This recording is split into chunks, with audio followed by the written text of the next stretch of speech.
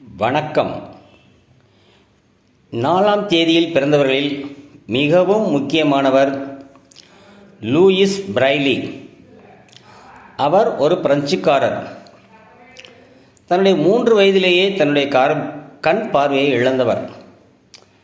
43 வயது வரை உயிருடன் இருந்தவர்.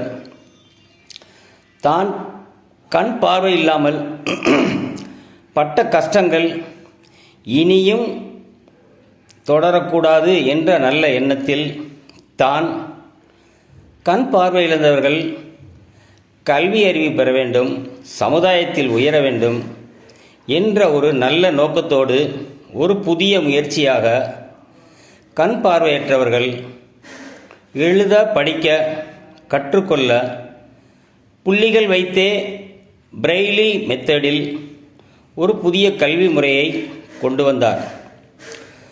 அவர் மறைவுக்கு பின் 1954ஆம் ஆண்டுகளில் அது நடைமுறைக்கு வந்தது.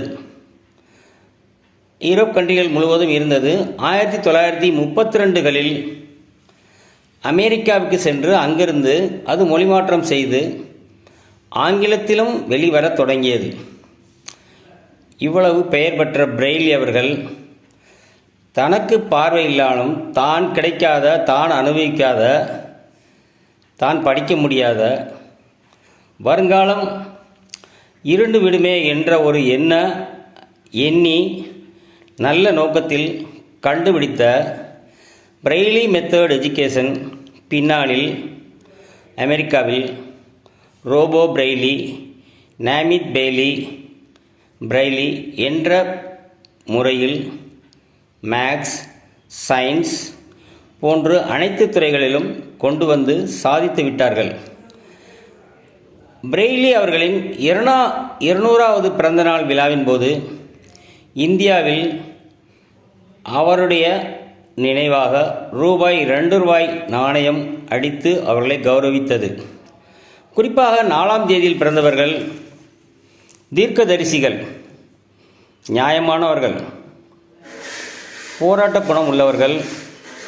இதில் மிகவும் குறிப்பிட்டு சொல்ல வேண்டியது இரக்க குணம் அதிகமாக இருக்கும். ஆகையால் அதை ஒன்றும் செய்ய முடியாது. தன்னைத்தானே பகுத்து தன்னைத்தானே திருத்திக் கொள்ள வேண்டும்.